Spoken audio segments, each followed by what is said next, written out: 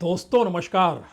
चुनाव बिहार में है लेकिन दिल्ली बाखूबी जानती है सब कुछ दांव पर दिल्ली का लगा हुआ है। दिल्ली कोई रिस्क लेना नहीं चाहती है।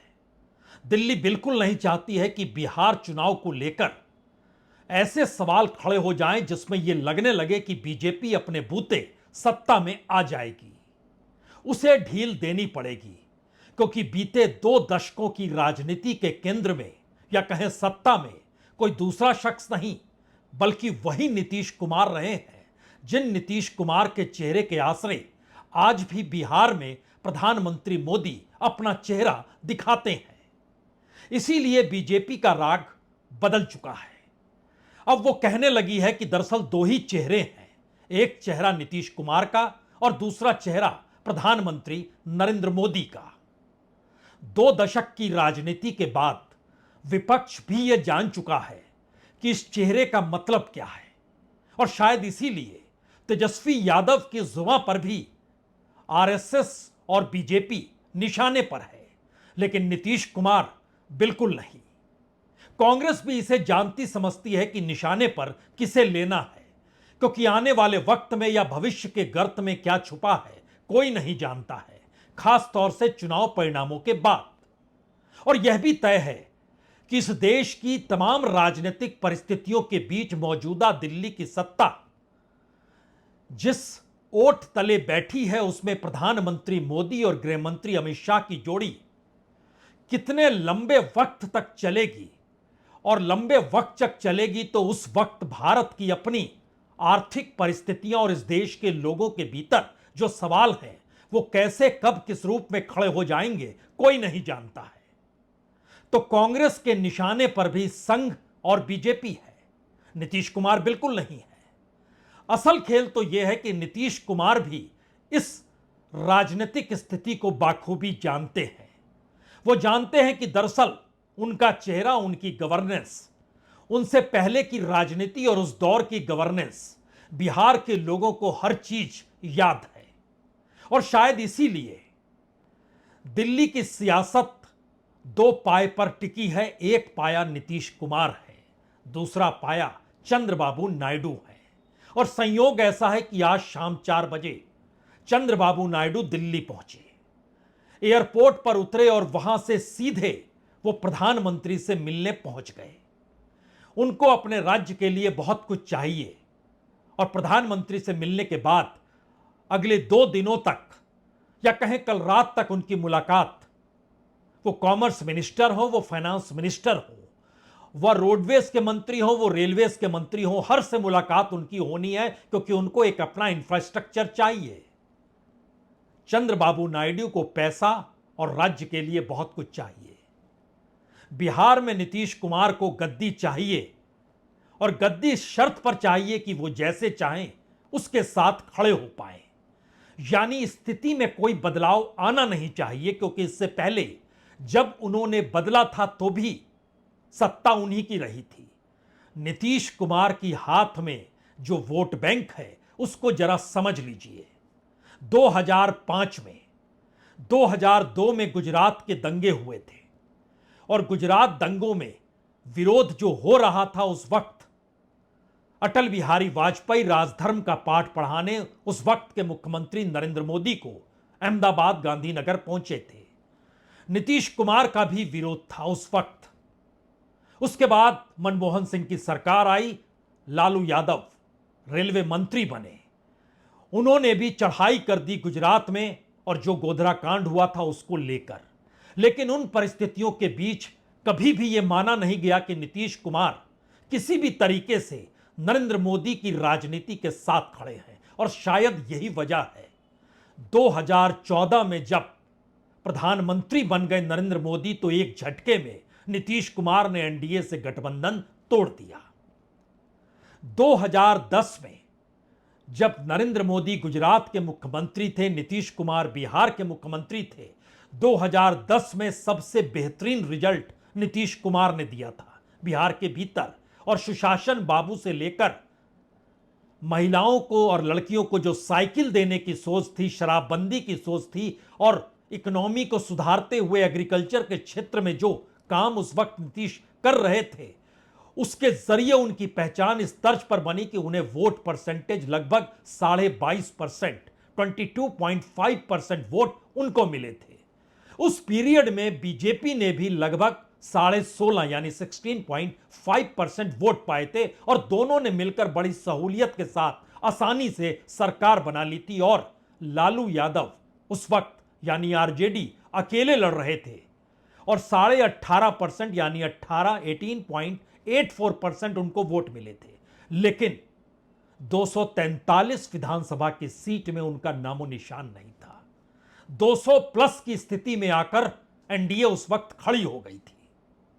यह ताकत थी उस वक्त बीजेपी के साथ खड़े होने की, नीतीश कुमार की, जो वो अटल बिहारी वाजपेयी और अडवाणी के दौर से चली आ रही थी। और नरेंद्र मोदी का आगमन नहीं हुआ था।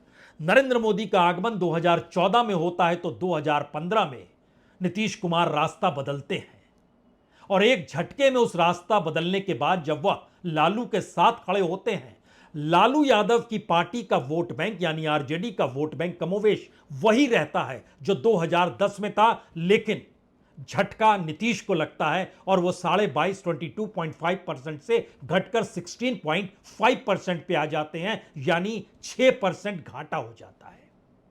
और इस पीरियड में बीजेपी अपने बूते चुनाव लड़ती है, लेकिन बीजेपी अपने बूते सबसे ज्यादा वोट उसे मिलते हैं 24.4%, लेकिन उसके हाथ में सिवाय 53 एमएलए के अलावे कुछ भी नहीं होता है।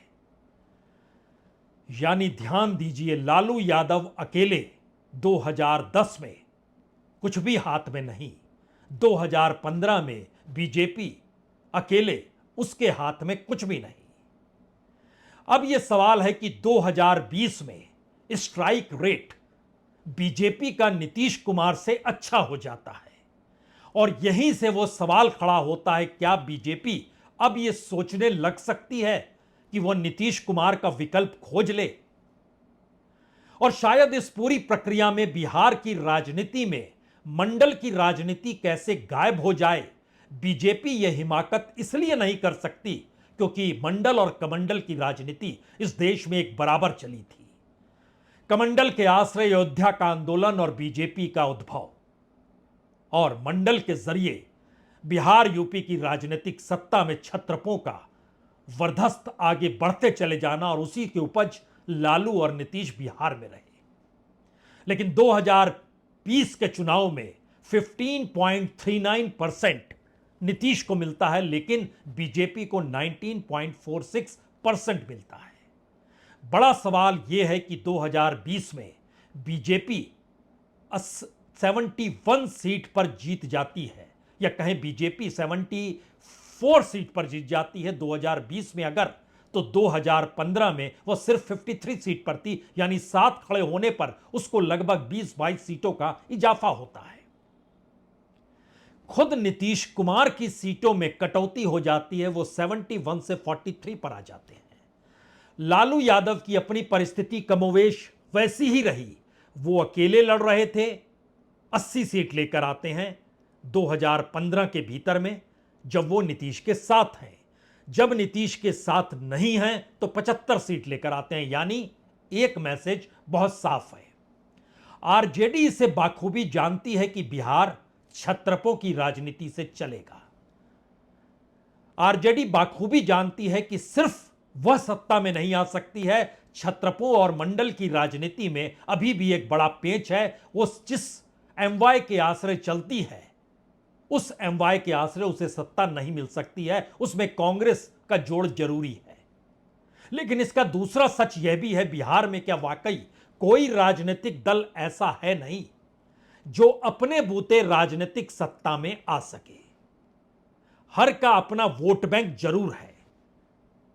तो पहले राउंड में हर को बात समझ में आ गई, नीतीश कुमार का मतलब इस वक्त सत्ता की चाबी उन्हीं के पास होगी, और इस सत्ता की चाबी को अगर पास रखेंगे तो इस चुनाव में नारे सिर्फ नीतीश कुमार के चेहरे को लेकर लगेंगे। बीजेपी ने शुरुआत कर दी है, आरजेडी भी इस बात को समझ चुकी है, कांग्रेस भी हल्के में नहीं ले रही है इस बात को। तो क्या वाकई 2005, 2010, 2015, 2020 और 2025 की चाबी भी नीतीश के पास है?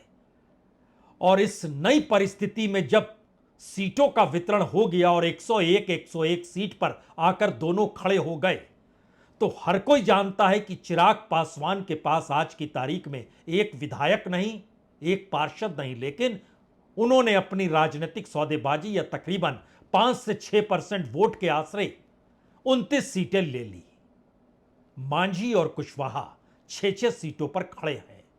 लेकिन यह तीनों जानते हैं अपने तौर पर तीनों का विरोध नीतीश से हो सकता है और है भी, लेकिन सत्ता में रहना है तो नीतीश का विरोध नहीं, वही चेहरा है, उनकी सरकार बनेगी, इसका गान भी इन तीनों ने शुरू कर दिया।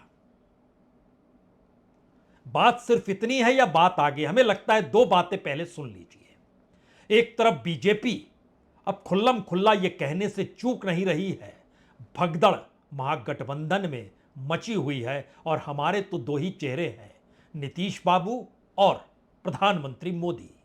और दूसरी तरफ तेजस्वी खुलकर कहने से चूक नहीं रहे हैं, आखिरी दम तक लड़ाई बीजेपी और आरएसएस से है। कि हम लोग हमेशा से लड़ते आए हैं और आगे भी लड़ेंगे, और तूफानों से लड़ने में मजा ही कुछ और है। हम सब लोग, पूरी बात खत्म हो जाने दो। और हम हमेशा अपने पथ को चुना है, संघर्ष के पथ को चुना है। हम अच्छे मुसाफिर भी बनेंगे और मंजिल पर भी पहुंचेंगे। तो इस पे हमको लगता है ज्यादा बोलने की आवश्यकता नहीं है। बिहार के लोग जानते हैं, देश के लोग जानते हैं कि सच्चाई क्या है। जब तक भाजपा रहेगी और मेरा उम्र रहेगा, हम भाजपा से लड़ते रहेंगे। गठबंधन में भगदड़ मचा हुआ है, क्योंकि आज मतदाता ने ये पूरे बिहार के अंदर एक माहौल बन गया है कि एनडीए गठबंधन भारी बहुमत से सरकार बनाने जा रही है। और यही कारण है कि जो हमारे विपक्ष के नेता हैं, सांसद हैं, विधायक हैं, वो महागठबंधन छोड़ के भारतीय जनता पार्टी की सदस्यता ग्रहण कर रहे हैं। दरअसल इस राजनीतिक लड़ाई के दो अलग अलग चेहरे हैं। एक चेहरा बीजेपी का है, जिसके आश्रय वह खुले तौर पर निशाने पर लालू यादव के दौर को याद करते हुए उनकी तमाम उस वक्त की भ्रष्ट परिस्थितियों को उजागर करने से चूकती नहीं है। उसे यह लगता है कि दरअसल यादव वोट उनके पास नहीं आ पाएगा, लेकिन मुस्लिम वोट में सेंध तो लगाई जा सकती है। और इसके अलावे जो भी वोट कांग्रेस के जरिए खिसक कर आरजेडी के पास जाएगा, उस बीच में बीजेपी खड़ी तो हो सकती है। इसीलिए निशाने पर आज जब दिल्ली के राउज एवेन्यू कोर्ट ने आरोपी ठहराते हुए बताया कि जो हो रहा था, टेंडर निकल रहा था, उसकी एवज में जो नौकरी दी जा रही थी, जो रेलवे में हो रहा था उसमें जो नौकरी दी जा रही थी, उसकी एवज में जो जमीन ली जा रही थी, इन सब के लिए आप आरोपी हैं। अगली सुनवाई 10 नवंबर को होगी। बिहार की वोटिंग 6 और 11 को है नवंबर में, यानी दूसरे राउंड की वोटिंग इसलिए महत्वपूर्ण है क्योंकि पहले राउंड की वोटिंग जिन जगहों पर होनी है, उन 121 सीटों में से लगभग 90 सीट एनडीए के पास है। सवाल यह है दूसरे राउंड में जो यानी 11 नवंबर को जो वोटिंग होगी, उसमें ज्यादातर सीट आरजेडी के पास है या कहें महागठबंधन के पास है।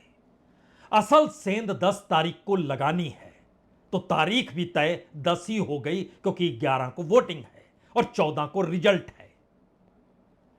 और शायद इसीलिए बीजेपी खुलकर मैदान में इस तर्ज पर आ चुकी है जहां पर वह आरजेडी या कहें लालू यादव के दौर के भ्रष्टाचार की परिस्थितियों को उजागर कर रही है, और दूसरी तरफ उसी 14 तारीख को कोई दूसरा शख्स नहीं बल्कि खुद तेजस्वी ये चुनकर कह रहे हैं 14 तारीख के बाद बिहार की हवा बदल जाएगी, हर किसी को नौकरी दी जाएगी। यानी ये दो अलग अलग परिस्थितियां हैं। एक तरफ बेखौफ तेजस्वी, दूसरी तरफ बीजेपी खौफजदा अपने तौर पर सत्ता में आ नहीं सकते हैं। और बिहार का चुनाव दिल्ली की सत्ता के लिए कितना महत्वपूर्ण है, ये जानने और समझने से पहले एक तस्वीर आपको दिखाएंगे हम जरूर, लेकिन पहले इन दोनों की बातें सुनिए। तो तेजस्वी जी की कब कब का डेट ऑफ बर्थ है गुरु, यानी है 90 का है ना। तो अगर 90 का है तो 1993 मतलब 13 साल, 3 साल। और 2007 तो 93 2007 के उनके उम्र कितनी हो गई बताओ? 17 साल। अब 17 साल में 11 property, even before he became a major, 18 साल के पहले। परिवार के पास सरकारी नौकरी नहीं है, उस परिवार को सरकारी नौकरी मिलेगा और 14 नवंबर के बाद से बिहार की जनता बेरोजगारी से मुक्ति पाएगी। असल में बीजेपी के नेता जब भ्रष्टाचार का जिक्र करते हैं तो फिर बहुत सारी किताबें खुलने लग जाती हैं, और बहुत दूर की किताब नहीं, मौजूदा वक्त में पीएम केयर्स की किताब ही खोल लीजिएगा तो हो सकता है सारे पाठ आपको बासी लगने लगे। और तो और बिहार के भीतर का सच तो यह भी है कि हर जिले में बीजेपी का एक 5 सितारा दफ्तर बन चुका है। इतना पैसा इस देश में है, यह भारत की चौथी बड़ी इकोनॉमी बनने के साथ इस देश ने समझ लिया। लेकिन जिन्होंने बिहार में नहीं समझा है वो बीजेपी के दफ्तरों को देखकर समझ सकते हैं।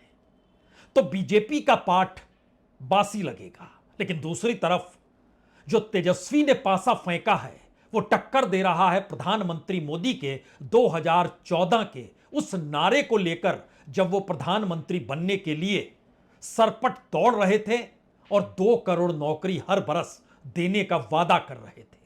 एक असंभव सी परिस्थिति को उन्होंने चुना था। देश धोखा खा गया, बिहार भी धोखा खाएगा, इससे कोई इनकार नहीं करेगा। क्योंकि अगर इस देश और बिहार की परिस्थिति को आप समझना चाहते हैं एक लाइन में, तो इससे समझ लीजिए इस देश में 30 करोड़ से कुछ ज्यादा हाउस होल्ड्स हैं, यानी घर हैं। हर घर को नौकरी अगर पूरे देश में दिया जाए तो 30 करोड़ नौकरी सरकारी देनी होगी। लेकिन इस वक्त सरकारी नौकरी की देश भर में कुल तादाद 1 करोड़ 15 लाख है, जिसमें से केंद्र की यानी सेंट्रल गवर्नमेंट की नौकरी 35 लाख है और देश के तमाम राज्यों में सिर्फ 80 लाख नौकरियां हैं। दोनों को मिलाइएगा तो 1 करोड़ 15 लाख नौकरियां और 30 करोड़ घर हैं। अब अगर आप बिहार में एंट्री करते हैं तो बिहार के भीतर 2 करोड़ 76 लाख घर हैं। ये 2023 में जो कास्ट सेंसस हुआ उसका ये आंकड़ा है। अब उस आंकड़े के साथ नौकरियों का आंकड़ा भी था, जिसमें नौकरी, सरकारी नौकरी बिहार के भीतर 15,83,930। ये अगस्त 2023 तक का आंकड़ा है, क्योंकि उस समय तक कास्ट सेंसस के आंकड़े जुटाए जा रहे थे। तो ये एक असंभव सी परिस्थिति है। बिहार के भीतर 2 करोड़ 76 लाख नौकरियां कुल मिला के जब पूरे देश में भी नहीं है सरकारी नौकरी, तो कैसे दी जाएगी? तो लेकिन प्रधानमंत्री बन गए थे नरेंद्र मोदी ये कहते हुए 2 करोड़ नौकरी देंगे और 15 लाख देने का वादा भी था। यहां पर भी यानी राजनीतिक मिजाज सपने दिखाने का होता है, लेकिन एक क्षण के लिए दोबारा जमीन पर उतरिए। बिहार की राजनीति के भीतर नीतीश कुमार एक ऐसे प्यादे से वजीर तक हर चाल को चलते रहे हैं। जिस चाल में वो प्यादे के तौर पर उभरते हैं उसमें वो खामोशी बरत लेते हैं, जब वजीर के तौर पर होते हैं तो पलट जाते हैं, और एक झटके में उनके साथ खड़ी राजनीतिक दल विपक्ष की भूमिका में आ जाती है। उसका खजाना खाली हो जाता है, संगठन में बिखराव हो जाता है, विचारधारा गायब हो जाती है और वो एक संघर्ष के रास्ते सड़क पर आकर खड़ी हो जाती है।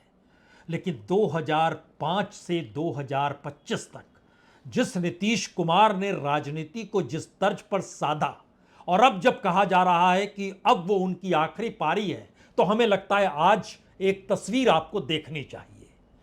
इस तस्वीर के भीतर आपको कई चेहरे नजर आएंगे, जैसे जीतन राम मांझी का चेहरा होगा, उपेंद्र कुशवाहा का चेहरा होगा, चिराग पासवान का चेहरा होगा, ललन सिंह का चेहरा होगा, नीतीश कुमार का चेहरा होगा और अमित शाह का चेहरा होगा।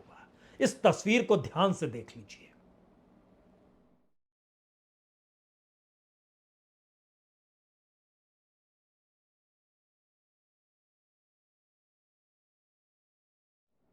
बीजेपी बाखूबी जानती है, या कहें मोदी शाह बाखूबी जानते हैं बिहार का चुनाव कितना अहम है। बिहार के चुनाव की जीत हार पर उनका अपना राजनीतिक भविष्य टिका है बीजेपी और संघ के भीतर। उनके अपने राजनीतिक भविष्य में चुनाव आयोग की भूमिका भी टिकी है। उस भूमिका के तहत बिहार के भीतर के वो तमाम भ्रष्ट अधिकारी हो या फिर राजनेताओं की पूरी फहरिस्त हो, सब कुछ ठिका है।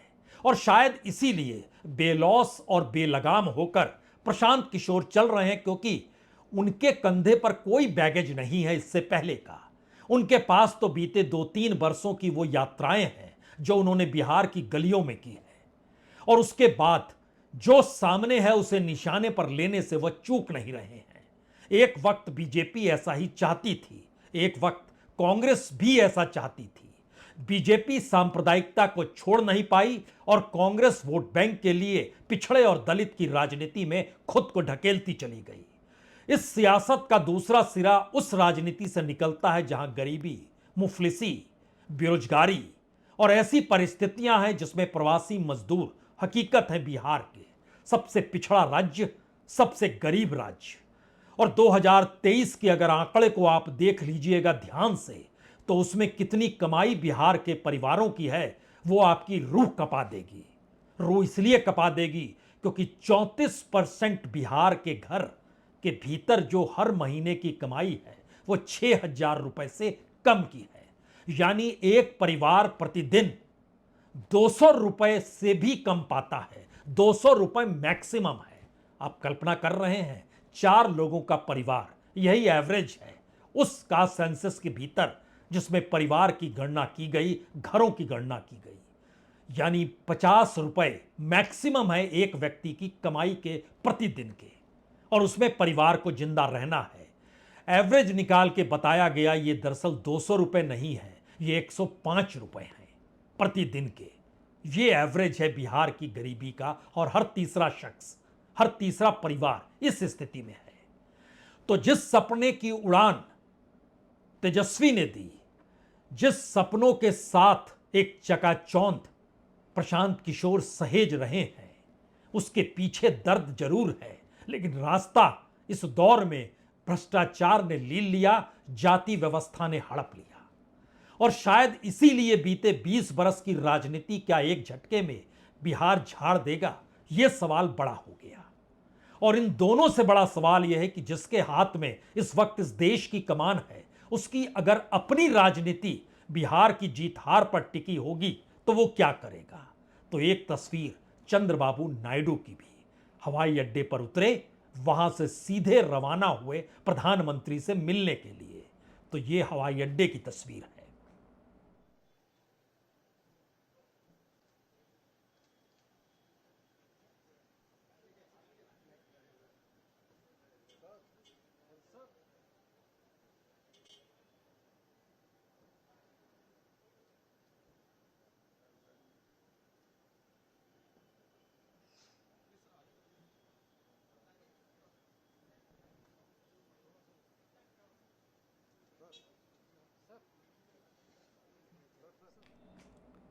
तो आखिरी सच तो यही है, चंद्रबाबू नायडू और नीतीश कुमार, इन दोनों के डिगते ही दिल्ली के भीतर की सत्ता भी डगमगाने लगेगी। और इसे बाखूबी बिहार में विपक्ष के तौर पर खड़ा आरजेडी हो या कांग्रेस हो, सभी जान चुके हैं, खुद बीजेपी भी समझ चुकी है। शायद इसीलिए सबसे बड़ा सच तो यह है इस चुनाव का कि आप नीतीश कुमार के 15% वोट से कम कर नहीं सकते हैं, बीजेपी के 15% से वोट कम कर नहीं सकते हैं, आरजेडी के लगभग 18% वोट से कम कर नहीं सकते हैं, कांग्रेस के लगभग 7-8% से कम आप कर नहीं सकते हैं। और इन सब के बीच नए खिलाड़ी के तौर पर या कहें 5-6% आप चिराग पासवान के कम कर नहीं सकते हैं। और इन सब के बीच सबसे बड़ा दाव प्रशांत किशोर को लेकर है, क्या वह 5% वोट पाएंगे या 13% तक पहुंच जाएंगे। लेकिन परसेंट के अलावे विधायकों की संख्या मायने रखती है, और यह आंकड़ा इधर से उधर जनता दल यूनाइटेड के 15% वोट में ही छुपा है, क्योंकि 101 सीट पर वो लड़ रही है। स्ट्राइक रेट पर इस बार पहली बार उसका ध्यान है, उसकी नजर है, वो चूकेगी नहीं। और इन दो परिस्थितियों के बीच जो सबसे बड़ा सवाल है इस वक्त, पहली और आखिरी जरूरत इस पूरे चुनाव में नीतीश को सहेजते हुए बीजेपी को आगे बढ़ने की है। नीतीश को सहेजते हुए आरजेडी और कांग्रेस को निशाने पर संघ और बीजेपी को लेने की है। और इन तमाम परिस्थितियों के बीच नीतीश कुमार का भोलापन क्या वाकई 2005 से 2025 और 2030 तक की परिस्थिति उसी लकीर पर खींच रहा है जिस आसरे बीते तीसरी बार नरेंद्र मोदी दिल्ली में बैठे हैं? उन्हें 2 खड़ाऊ चाहिए थे तो एक खड़ाऊ बिहार का है। नीतीश कुमार खड़ाऊ बदल सकते हैं, प्रधानमंत्री मोदी नहीं बदल सकते हैं। समझना होगा, यही असल में चक्रव्यूह है। बहुत बहुत शुक्रिया, बहुत बहुत शुक्रिया।